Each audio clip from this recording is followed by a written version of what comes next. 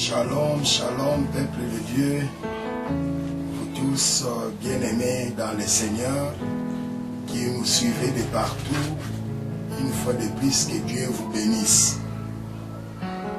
Nous voulons commencer notre partage, notre message de ce jour, et commençons par le commencement qui est la prière. Prions le Seigneur. Tendre Père, nous voulons te dire grand merci. Toi, maître des temps et des circonstances, qui nous donne cette opportunité que de changer, de partager ta parole avec ton peuple qui nous suivent de partout. Seigneur, bénis ces instants et moi qui est en train de dispenser ta parole et qui sont tentés de nous suivre, Seigneur, que nous soyons tous sous l'onction du Saint-Esprit et que le Saint-Esprit nous fasse comprendre ton message, nous puisse connecter avec le ciel, et cela pour ta gloire et pour notre bien-être. Commence avec nous, continue avec nous jusqu'à achever avec nous. C'est notre prière au nom de Jésus. Amen. Voilà, nous nous retrouvons encore ce jour et je suis très heureux, très content et de vous exhorter et de vous apporter la parole de Dieu qui nous a été communiquée par la conviction, par le Saint-Esprit, par notre esprit de méditation. Le Seigneur fait remonter ce que nous voulons partager avec vous dans nos cœurs. En effet, la fois dernière, nous avons partagé le thème « Dieu fidèle à toujours ». Je voudrais continuer avec ces mêmes thèmes-là parce que nous ne l'avions pas terminé. Et il y a encore de la matière là-dessus. Et donnez-nous l'occasion d'échanger encore là-dessus. Dieu est fidèle à toujours. Bien aimé, cette parole est profonde. Et la fidélité de Dieu nous pousse à le louer, à le glorifier, à nous attacher à lui, à continuer à compter sur lui, parce que réellement Dieu est fidèle, il ne ment jamais, ce qu'il dit, il finit toujours par l'accomplir. N'oubliez pas notre texte de base, que nous sommes dans Psaume, chapitre 91, et la fois passée on échangeait à cette base du verset 4, mais aujourd'hui je voudrais partager avec vous le verset 16. Je reprends Psaume 91, verset 16, et le texte de notre partage de ces jours. Là, la Bible dit ceci. Nous lisons la parole du Seigneur au nom de Jésus. Je les rassasierai de longs jours, et je lui ferai voir mon salut. Je lui rassasierai de longs jours, et je lui ferai voir mon salut. Écoutez cette promesse. Ça encore, c'est une promesse. Au verset 4, nous avions lu la fois passée, là il est écrit, il te couvrira de ses plumes et tu trouveras un refuge sous ses ailes. Sa fidélité est un bouclier et une cuirasse. Il te couvrira de ses plumes. Sur notre Dieu, vous trouverez refuge sous ses ailes. Et Dieu qui a promis ça, il est fidèle. Gloire à Dieu. Dieu est fidèle. Et c'est même Dieu-là qui a promis de nous couvrir, de nous donner refuge, de trouver place de refuge auprès de lui. Il nous avait dit, je vous ai partagé la promesse de Dieu selon laquelle, dans Isaïe 46, verset 4, où il est écrit, « Jusqu'à votre vieillesse, je suis le même, je serai le même. Jusqu'à votre vieillesse, je te soutiendrai. Je l'ai fait, je vais encore vous porter vous soutenir et vous sauver. Waouh! C'est vraiment merveilleux que de connaître des promesses de Dieu comme telles. Gloire à Dieu. Et nous sommes vraiment bénis d'entrer en connaissance de telles promesses que Dieu est en train de nous donner. Et il est fidèle pour accomplir cela, parce que Dieu est derrière sa parole et il veille sur elle pour l'accomplir, déclare sa parole. Alors, le verset que nous venons de lire aujourd'hui, le verset 16e, Dieu est tenté de rassurer à ceux qui cherchent refuge auprès de lui, à ceux qui ont conclu une alliance avec lui. Il est tenté de nous rassurer qu'il nous rassasiera de longs jours. L'autre promesse, il a dit jusqu'à votre vieillesse. Dans d'autres termes, Dieu est tenté de nous garantir de longs jours, la longévité. Écoutez, la longévité, elle est bonne. Mais, je dis mais, parce que imaginez-vous une longévité, mais la longévité dans la souffrance, dans la misère, une longévité qui va de difficulté en difficulté, de torture en servitude,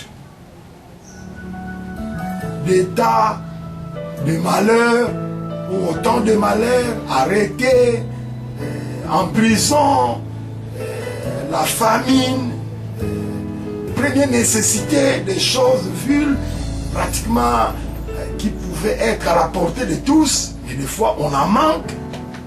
Si la vie doit être comme telle, longévité dans ce sens-là, où des fois certaines personnes disent nous sommes venus laisser les autres, parce que nous c'est les pleurs, les grincements des dents, c'est la souffrance, c'est les inquiétudes sur inquiétudes, douleur sur douleur, malheur sur malheur. On se dit à quelque part, on dirait qu'on a de la malchance pour avoir été né ou d'avoir été venu dans ce monde. Mais laissez-moi vous dire, peuple de Dieu, vous qui avez conclu une alliance avec le Seigneur le dit net et clairement, ou par exemple au verset 15, partie B, du même chapitre ici, le verset 15 dans son entièreté dit, il m'invoquera et je lui répondrai. Nous en parlerons très prochainement. Mais la partie B dit, je serai avec vous, avec lui dans la détresse. Je le délivrerai et je le glorifierai. Voilà les promesses que Dieu est tenté de nous donner. Dans la détresse, il ne nous laissera pas. Donc, il est vrai, la vie chrétienne n'est pas une vie de rose, où c'est sur le tapis rouge, du matin au soir, à tout moment, tout au long de la vie.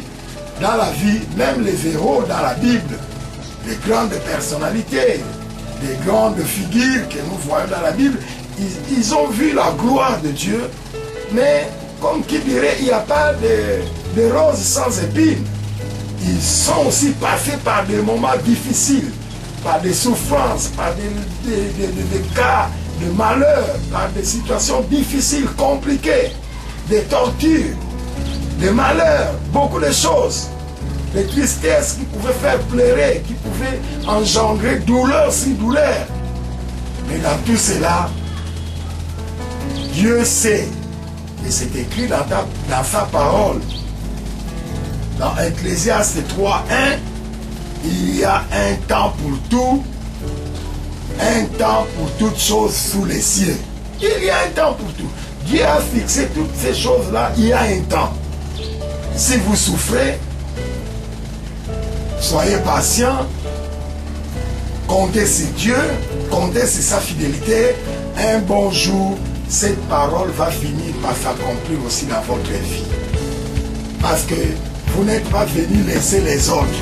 Dieu vous a envoyé, vous allez vous réjouir aussi à votre temps, à chacun son tour. Dieu merci. Ces gens-là sont passés aussi par des souffrances, par des difficultés. Mais Dieu, connaissant qu'il y a un temps pour toutes choses, Il est arrivé un temps où ces gens-là ont vu la gloire de Dieu, où ces gens-là ont vu leur prière être exaucée, ils ont été glorifiés, ils ont souri, ils ont béni le Seigneur, ils ont chanté à notre Dieu. C'est comme ça que je suis en train de vous supplier, de vous exhorter, que nous puissions compter sur la fidélité de Dieu. Dieu est fidèle. Si aujourd'hui tu passes dans des temps difficiles, dans des temps de malheur, de misère, ne trahis pas la race des enfants de Dieu. Il ne faut jamais abandonner la foi. Il ne faut jamais aller ailleurs. Restez aussi vous, de votre part fidèles. Nous aussi restons fidèles à notre Dieu, car Dieu ne mentira jamais. Il finira par accomplir ses promesses. Et donc ma prière, c'est que vous qui passez, qui tentez de passer dans des moments difficiles, dans des moments de misère, de souffrance, je vous exhorte, il y a un temps pour toutes choses sous les ciels. Il y aura un temps où Dieu va vous réjouir. Il y aura un temps où Dieu va vous visiter. Il y aura un temps où Dieu va vous faire du bien. Continuez à compter sur Dieu. Ne trahissez pas, n'abandonnez pas la foi chrétienne. Car Dieu a dit, il vous rassasiera de longs jours. Et les longs jours, donc, c'est la longévité. Mais je prie Dieu que vous ayez une longévité de paix, une longévité de joie, une longévité où vous allez expérimenter une autre promesse de Dieu qui dit, il nous amènera de gloire en gloire. Que vous alliez de gloire en gloire. Rassurez-vous que vous ne finirez pas votre vie dans la souffrance. Demandez à ceux qui se réjouissent aujourd'hui. Ils sont aussi passés par des souffrances. Ils sont aussi passés par des temps, des fois plus durs, plus difficiles que les temps que vous êtes en train de passer. Mais au finish, comme Dieu ne trompe pas, il a fini par réaliser ses promesses. Aujourd'hui, ils sont dans la joie. C'est même Dieu qui les avait visités, n'est pas injuste à son temps pour vous visiter également. Comptons sur Dieu, il est fidèle, il accomplira certainement ses promesses. Parce que ses paroles sont oui et amen, je crois que cela finira par s'accomplir. De partout que vous nous suivez, que Dieu vous bénisse. C'est la pensée, c'est la parole qui est montée dans notre cœur pour exhorter le peuple de Dieu partout où vous êtes, et que Dieu puisse vous bénir. Prions le Seigneur. Tendre Père, tu ne mens jamais. Tes promesses ont des fois duré et duré, mais quoi qu'il en soit, tu restes fidèle. Tu as fini par accomplir tes promesses. Oh mon Dieu, mon roi, vois cette sœur qui est en train de me suivre. Vois ces frères qui est en train de me suivre. Vois ces bien-aimés qui est encouragé par le message de ce jour et qui est en train de compter sur toi, qui est en train d'espérer en toi. Mon Dieu, je suis convaincu, dans ta fidélité, tu finiras par te glorifier, par accomplir tes promesses dans la vie de ceux qui comptent sur toi, de ceux qui espèrent en toi, car il est encore écrit que ceux qui comptent sur toi, ils ne seront jamais confondus. Puisse ta parole être bénie et que tous ceux qui sont en train de s'y accrocher puissent trouver gain de cause. Au nom de Jésus, j'ai ainsi prié. Amen.